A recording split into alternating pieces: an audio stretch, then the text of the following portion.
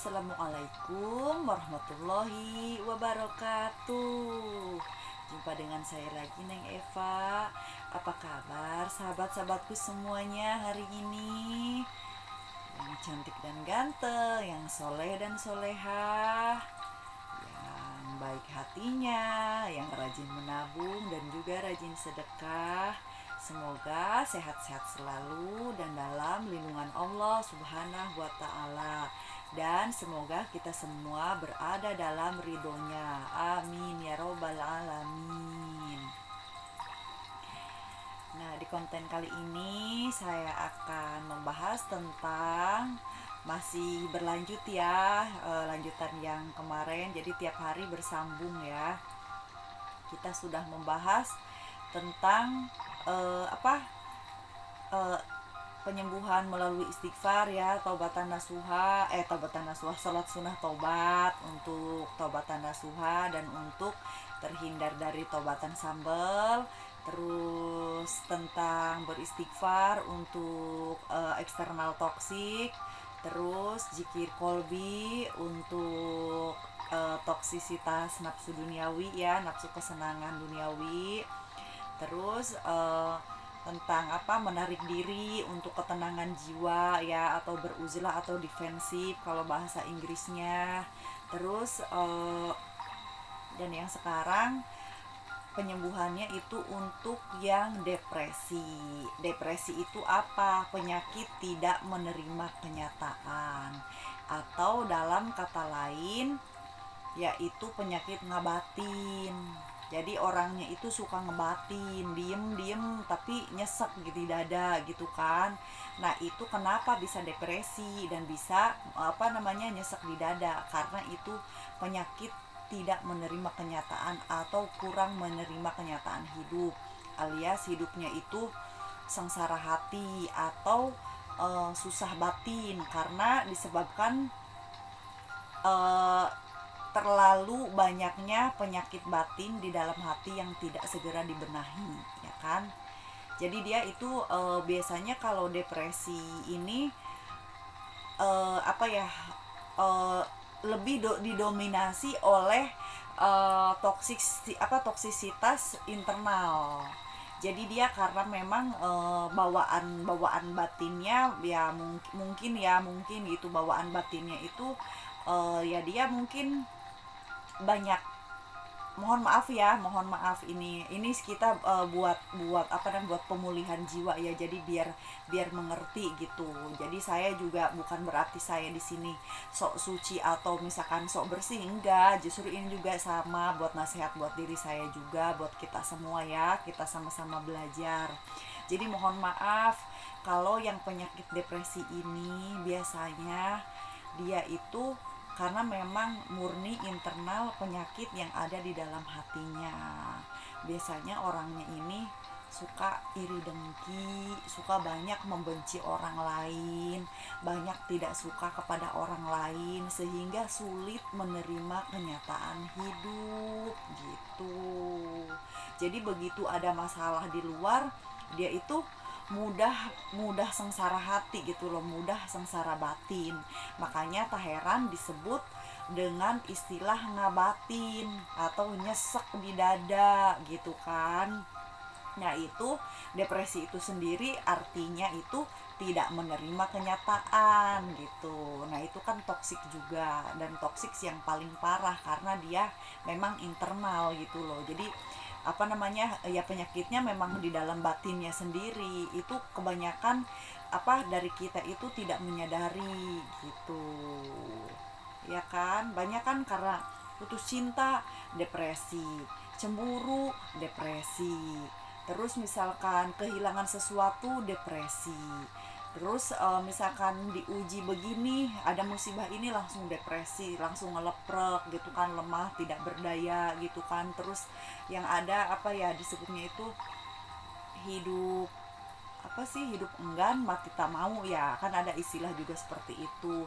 Sampai dirawat, misalkan diinfus, sampai dikasih obat penenang, saking tidak menerimanya kenyataan hidup. Nah, itu sebab-sebabnya itu dia itu memiliki penyakit hati iri, dengki, mudah membenci, mudah dendam kepada orang lain, sehingga tidak mudah menerima kenyataan hidup. Nah, ini lebih parah dibandingkan dengan yang lain. Kalau yang lain itu kan faktor eksternal, kalau ini faktor di dalam batinnya sendiri. Maka penyembuhannya juga harus lengkap dari dohir sampai batin, dia harus melakukan semuanya. Ya memang dari kita ya semuanya harus melakukan kan, namanya sholat sunat tobat, namanya istighfar, namanya zikir la ilaha illallah, zikir Allah Allah. Memang semuanya dari kita memang perlu melakukannya. Cuman ini khususon bagi yang sering depresi, bagi yang memiliki keluhan yang kurang bisa menerima kenyataan hidup gitu kan, tidak mudah menerima kenyataan hidup sehingga menimbulkan depresi yang parah gitu kan. Nah, itu harus banyak terapi mengatur nafas. Makanya kenapa suka dibilang ngabatin, nyesek, yaitu jadi si hidupnya aja enggan masuk gitu loh. Napas itu kan kehidupan kita, napasnya aja nggak menerima kan, susah masuk gitu kan, karena ya memang dipenuhi yaitu penyakit-penyakit batin itu jarang kita sadari gitu loh. Padahal itu sebenarnya hal yang perlu banget diperhatikan kan gitu. Jadi harus banyak mengatur nafas sambil zikir Allah Allah Allah Allah Allah Allah dalam hati, banyak-banyak istighfar juga, tapi dalam hati Allah Allah Allah Allah Allah sambil mengatur nafas gitu. Kalau yang kemarin tentang yang masalah kesenangan nafsu duniawi itu ya, kalau itu walaupun tidak disertai dengan mengatur nafas, narik nafas buang nafas, itu masih bisa sembuh kalau selama nafsu kesenangan duniawinya itu di otak gitu loh, itu masih bisa sembuh. Tapi kalau depresi ini harus disertai dengan terapi tarik nafas buang nafas gitu kan, mengatur nafas, jadi mengatur hidup. Jadi kalau misalkan kita rileks, tenang bawaannya, jadi mudah menerima kenyataan hidup, depresi pun hilang gitu.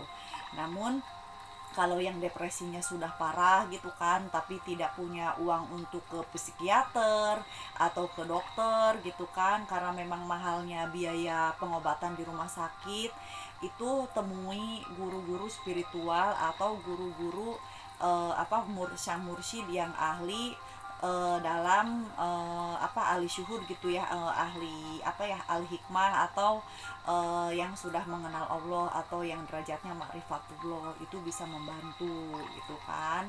Karena memang ini depresi itu kan tingkat-tingkatan.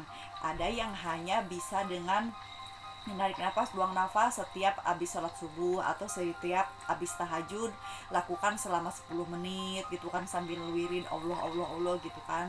Jadi kita narik nafas gitu kan, tarik nafas selama 7 detik, tahan 4 detik, buang 7 detik, itu selama 10 menit sambil zikir Allah Allah Allah Allah. Sebelumnya memohon dulu, ya Allah gitu kan, hamba sebagai manusia ciptaanmu, hamba mohon ampun telah merusak hati yang suci ini, hati yang bersih ini, karena dosa-dosa yang hamba lakukan dari penyakit-penyakit hati yang ada di dalam hati ini gitu kan. Jadi kesuciannya itu atau sinarnya itu, cahayanya ini telah gelap karena perbuatan hamba sendiri. Hamba memohon ridhomu untuk menyembuhkan penyakit-penyakit hati di dalam hati hamba, sehingga hamba mudah menerima kenyataan hidup ini.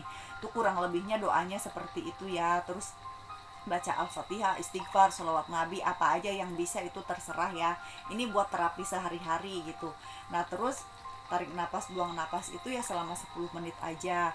Itu bagi yang untuk healing, untuk soul healing, yang terapi-terapi model biasa aja. Tapi kalau misalkan yang udah bener-bener ngebatin ya, sampai nyesek, sampai gimana, nggak punya uang buat ke dokter, ke psikiater, hubungi saja para mursyid di sekitar kita. Kan banyak ya sekarang kayak majelis-majelis thoriqoh itu kan hampir di setiap kecamatan ada gitu. Nah hubungi aja beliau-beliau yang ahli di dalamnya gitu.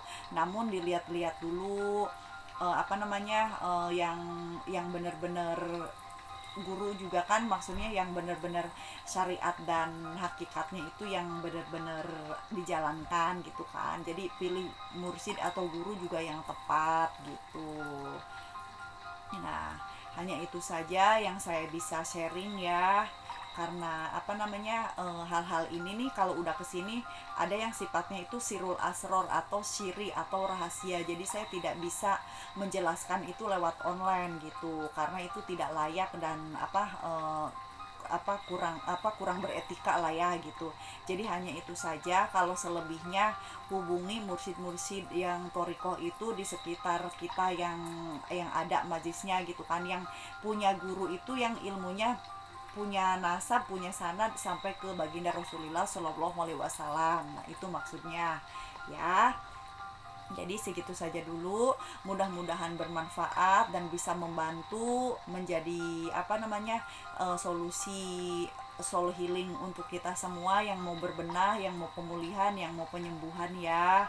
Mohon maaf kalau ada kesalahan dan kekurangan dalam menyampaikannya. Saya hanya manusia biasa yang belajar dan terus belajar. Minal aidin wal faidin, mohon maaf lahir dan batin. Wassalamualaikum warahmatullahi wabarakatuh.